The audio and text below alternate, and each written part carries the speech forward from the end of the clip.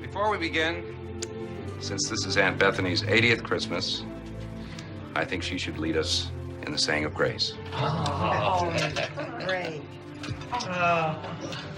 What, dear? Grace! Grace! She passed away 30 years ago. They want you to say grace. The blessing.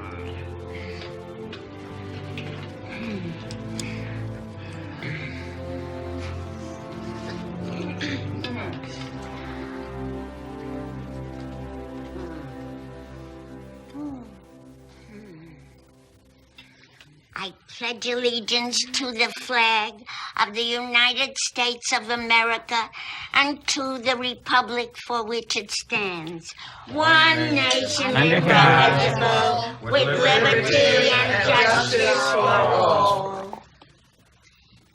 Amen. Amen. Amen.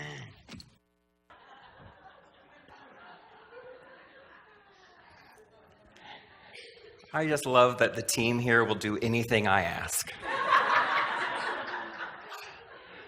How many of you remember that movie? Isn't that a great clip? I have talked about grace a lot on this platform. I talk about grace a lot in my life.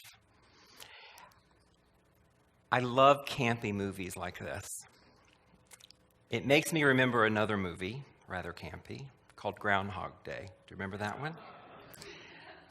Where Bill Murray plays an actor. He's a reporter reporting on this groundhog that's going to come out and forecast the weather. And he gets caught in this time loop, remember? And he wakes up every day and it's the same day. And every day it's the same day. And every day it's the same day until finally he gets so bored of the same day and so tired of all that's happening in that day and so frustrated at having to report on this rodent coming out of the ground that he kills it and then himself, only to wake up the next day and it's the same day. Ever been in the same day? Yeah. How many times do we, in our humanness, wake up over and over with the thought that I'm just repeating what I did yesterday? I'm going to get up. I'm going to brush my teeth. I'm going to get the kids ready for school. I'm going to go to work. I'm going to do 8 hours worth. Well, I'm going to do 5 hours worth of work, and then I'm going to look on social media for the other 3. And I'm going to go home and cook dinner and do that thing I do in the evening and get ready to do it all over again. I have a Groundhog Day once a week. As Dee mentioned, I have a radio show on Unity Online Radio. I'm very proud of it. We've been broadcasting for 119 weeks straight. And every Thursday of my life is Groundhog Day. Because it's the same setup. It's the same concept every Thursday afternoon in my life. No matter where I am in the world, I have to do that show. It actually airs live. I don't tell my guests that until after the show is done. But at 4:50, wherever I am, I sit down and I center myself, knowing that I have an hour that I'm going to be speaking into a microphone, but the entire world is going to hear me if they choose. And at 4:54 every day, every Thursday, my guest, wherever they are in the world, is somehow piped into my headset. And it's interesting because I have a current perspective in both sight and in the audio in my ear. My producer, his name is Jeff, has a different perspective. This is me in the studio and Jeff behind the magic screen, as I call it. And Jeff has all of these computers and all of these knobs and all of this stuff that he just performs a magic trick. Somehow he knows how to link my computer wherever I am, and my audio wherever I am, and my guests wherever they are, into this funnel. And at 4:55, we do our final sound checks. We do all the immediate logistics. And at 4:59, when we complete that, we grow silent again. Jeff cues the last commercial that is going to run. It's a 30-second spot. And at 5 o'clock sharp, the opening credits began to run. And our mutual friend Bukeka's voice comes over and starts singing my theme song, I Light a Candle in Your Name. And at 5 o'clock and 35 seconds, that opening credit and theme song finishes its course, and Jeff begins to mouth the words with his fingers, 5, 4, 3.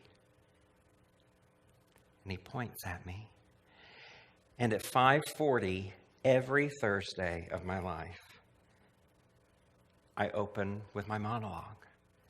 Greetings and welcome. I am your host, Reverend Chaz Wesley, and whether you are tuning in live or via our podcast, it's always our privilege to join you as a travel companion on your unique journey from grief to grace. At which time, Jeff is looking at me, whether in the studio or via Skype, and he's getting ready to do his Groundhog Day thing. He does it every week. So, as I begin to introduce my guest, I say thank you for joining us on today's broadcast, From Grief to Grace, at which point Jeff performs some more magic. Because in the moment I say that one simple sentence, Jeff unhooks the world. He unhooks the guest. He unhooks everything throughout the Unity Studios so that only I can hear his voice in my ear. And in the moment I say, welcome to our broadcast From Grief to Grace, Jeff says, Grace? She's been dead 30 years.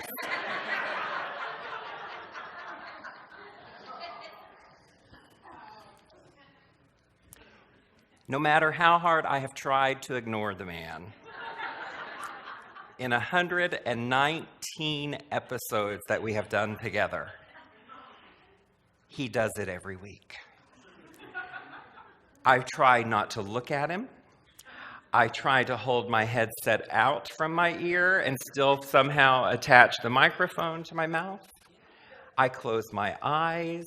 I center myself again. But Jeff has gotten really smart. You see, not only is he playing with all of these buttons and the audio, he's also running the very timetable or clock on my screen. Because I mentioned at 5 o'clock sharp, at 5 o'clock and 35 seconds, at 5 o'clock and 40 seconds, it's that detailed. I have to be on time doing certain things. Jeff runs that clock. He's figured out how to hack into that clock. And this is what he's done now.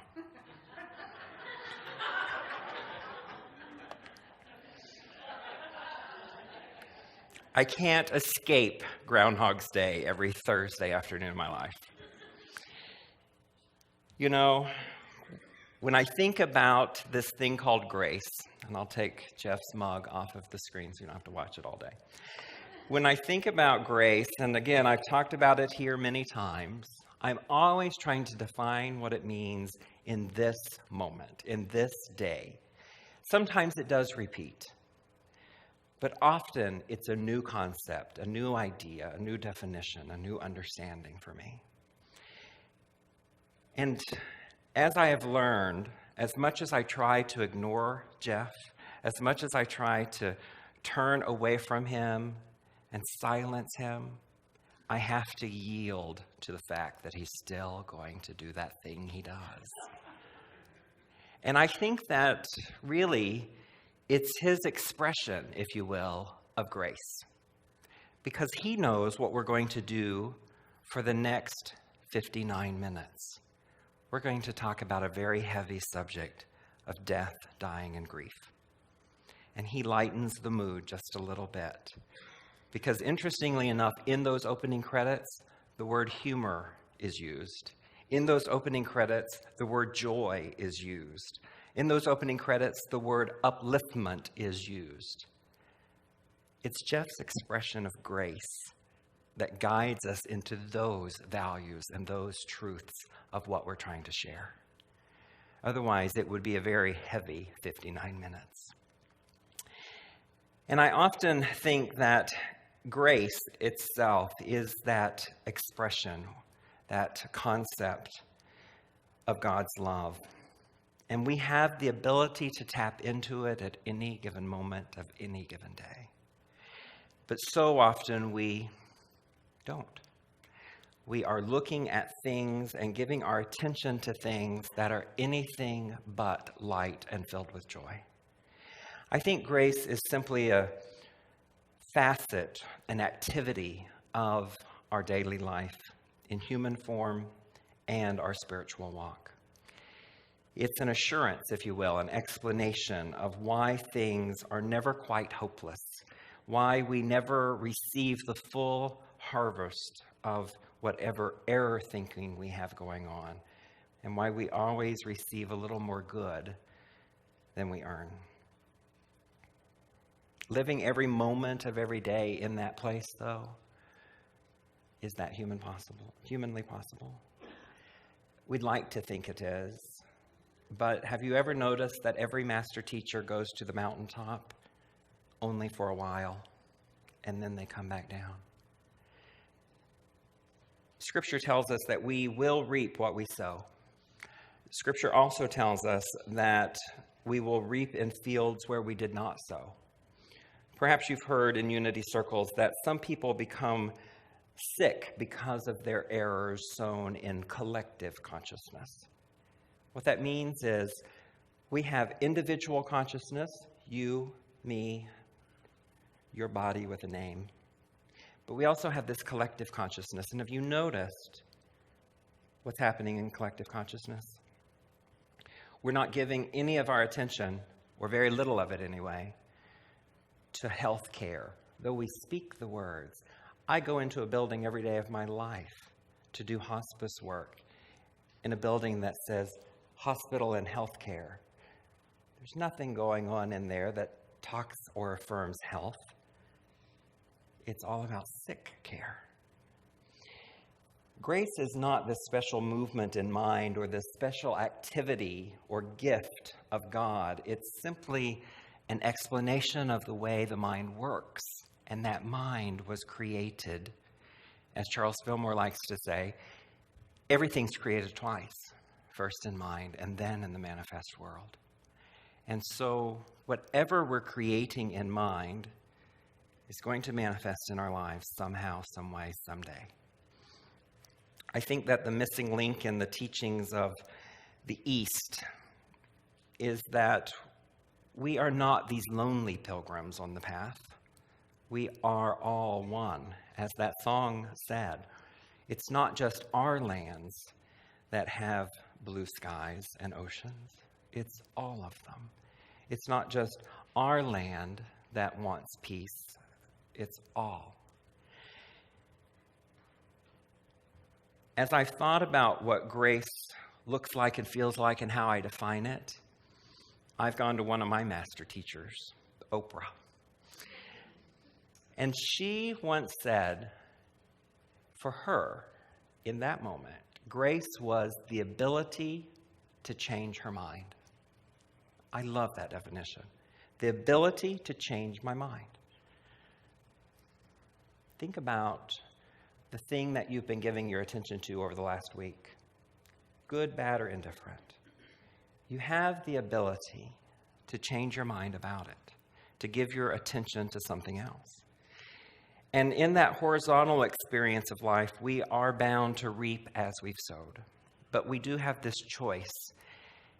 It's to introduce into consciousness not just the horizontal perspective, but the vertical flow of it. The understanding that the high power is what I'm connected to as well, not just this collective consciousness, but this. And so, as Oprah says that grace is our ability to change our minds,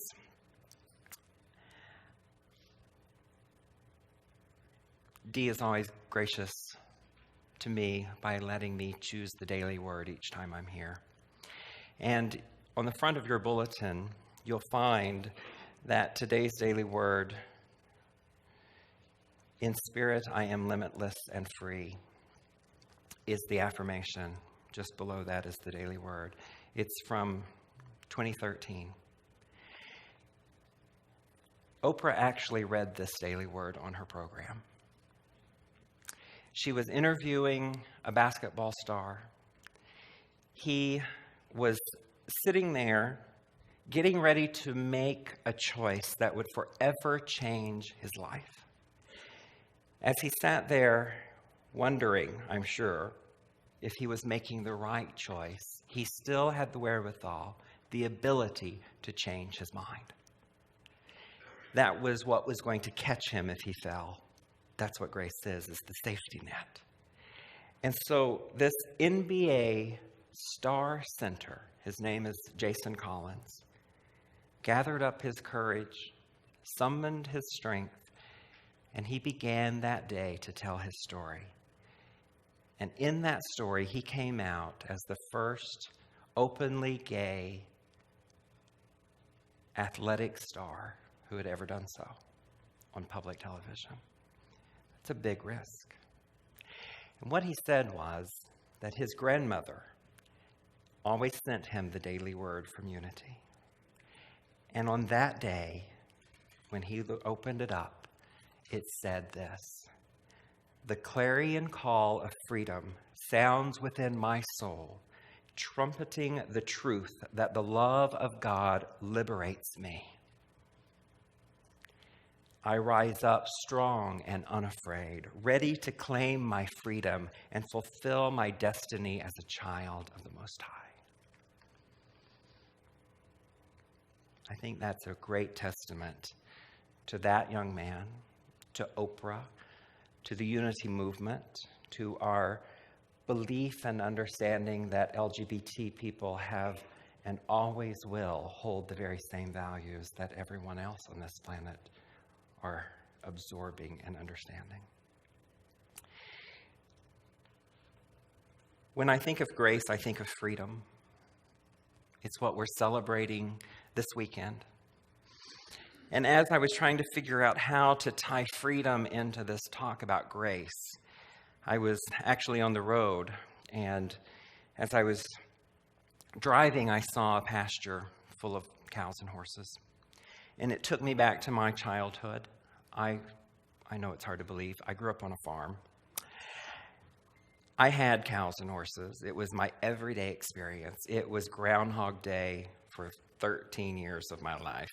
You get up and you feed the cows and horses. You break the ice in the pond if it's frozen. You go and you count the chickens to make sure that they're still the same number. Just on and on every morning of my life. And I had this one particular horse that we were training to jump hedges, jump fences, jump poles. And as I would ride her, we would practice jumping. And then I'd take her back to the barn, we'd take the saddle off and hang all the tack, and I'd put her in the pasture just behind our house. It's 20 acres. And I knew one day, somehow, I just noticed from that greater perspective that my horse had just jumped all these fences. What made me think she wasn't going to jump the one we had just put her in? But she never did. And that pasture was fenced. It was a fence I helped build. But the fence was more of a mental limit than a physical obstacle. Anytime she wanted to, she could be over it. But she chose not to. And as I thought about that on the way here, I realized that in her fence, she was free. It was outside of it where all the danger and fear was represented, because we live next to one of those highways with all the semis passing by. If she had jumped that fence, she would have been living in a place of fear, bewildered, wandering around, trying to figure out where to eat, what to do, how to live. And so I came to realize that that fence did not keep her in bondage. It actually kept her free. Suppose she did go wandering around. The fence didn't limit her freedom as much as it guaranteed it. Freedom is and always must be a relative matter. I may be free to step out of my third-floor window of my office. I should just be prepared to lose my freedom in that moment, as other laws, such as gravity, will always win.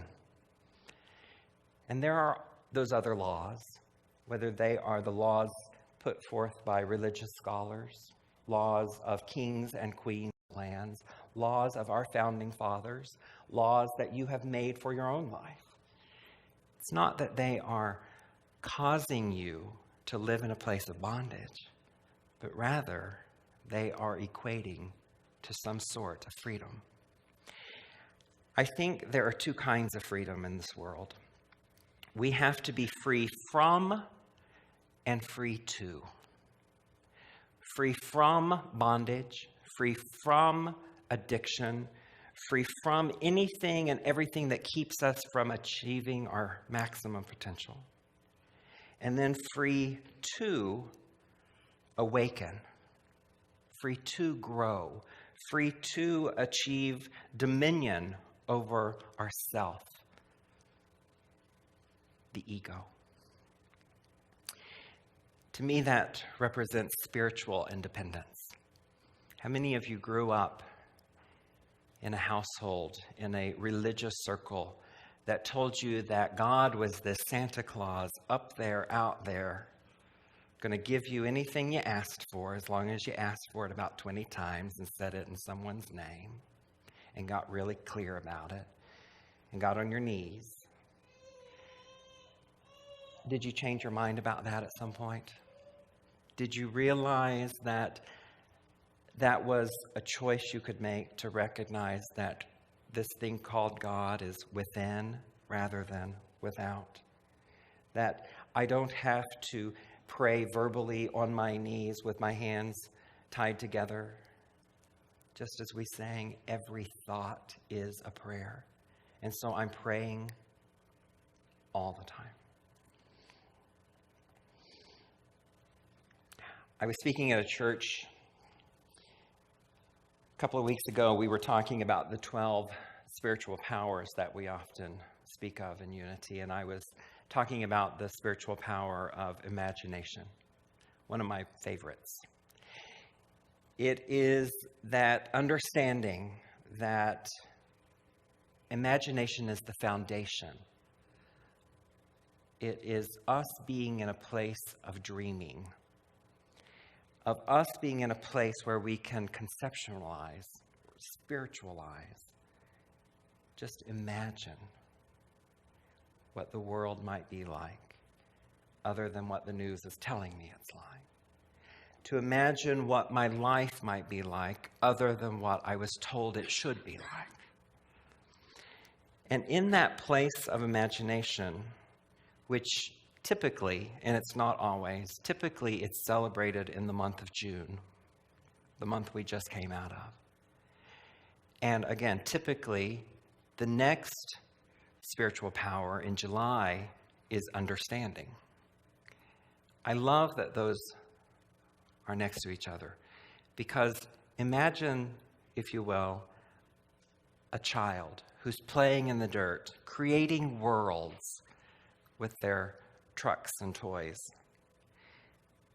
They imagined it to be so, and then they understood that they had the choice to allow it to be so.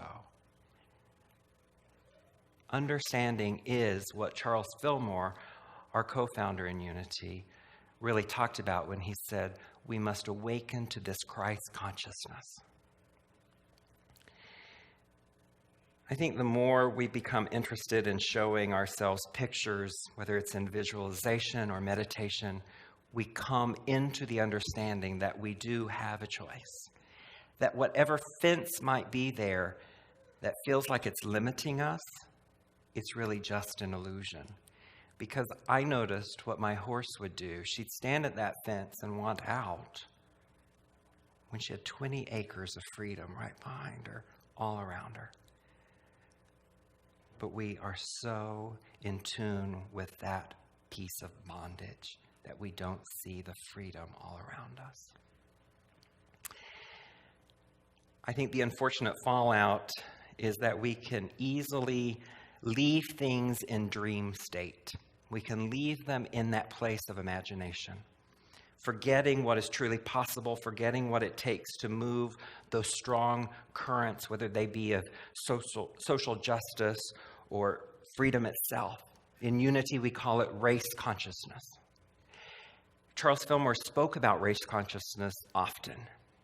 He said that the importance of not letting race consciousness define our individual consciousness is bigger than just talking about it. He did not denounce race consciousness. He actually challenged us to move it, to shape it, to shift it, to be the hands and feet of that social justice work. It makes me reflect on the transformative path of Martin Luther King Jr., who spoke of that. He called it the Promised Land. Charles Fillmore and Jesus called it the Kingdom of Heaven. It's just that the thing is, neither of them are a distant place. They too are right here, right now, right here, right now.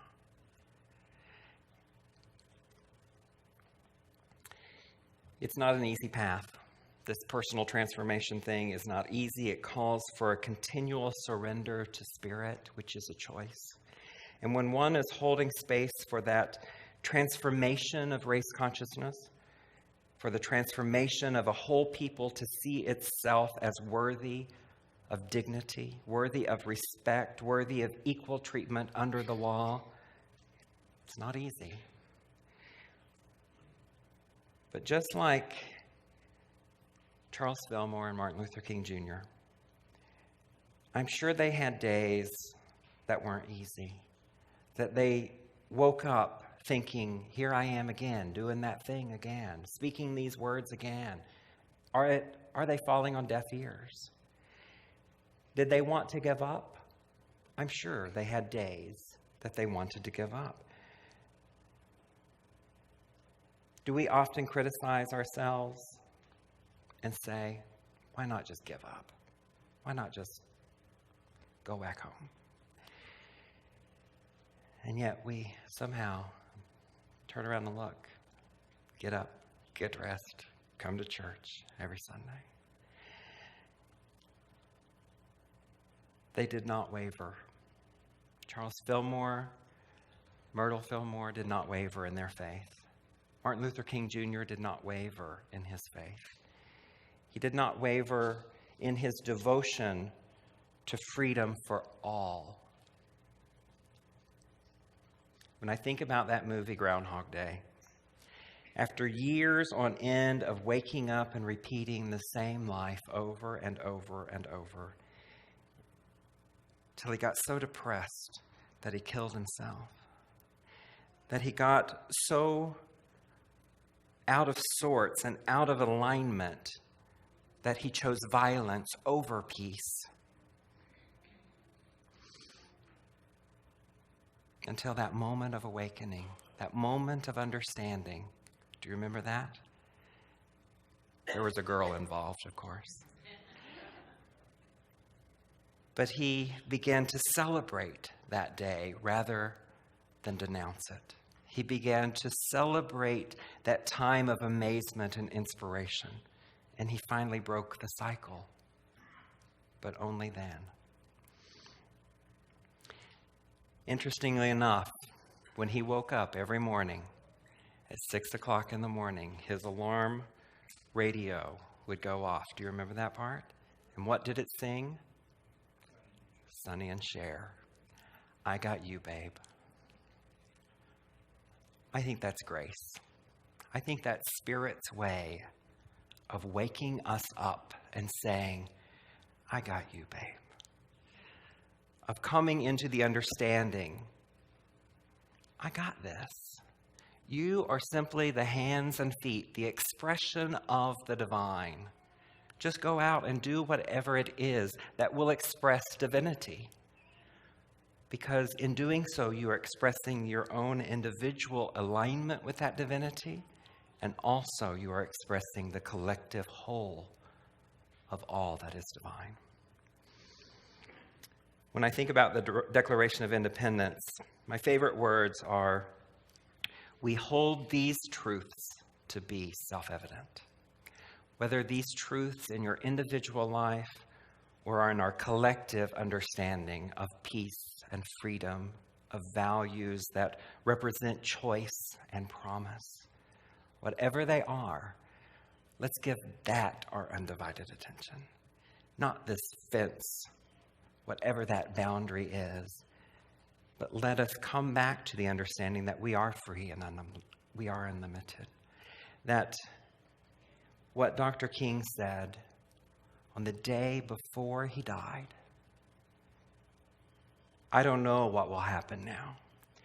We've got some difficult days ahead, but it doesn't really matter with me right now because I have been to the mountaintop and I don't mind. Like anybody, I would like to live a long life. Longevity has its place, but I'm not concerned about that right now. I've been to the mountaintop and I've looked over and I have seen the promised land. I may not get there with you, but I want you to know that we as a people will get to the promised land in divine time. He died the very next day, speaking his words of wisdom, speaking his grace, being the expression of it. And the promised land, the kingdom of heaven, is not that place outside of us. It is right here, right now, as us. So let's remember, as we sing the song today, that with God as creator, united all are we. Let us walk with each other in perfect harmony. And let peace begin with me. Happy 4th.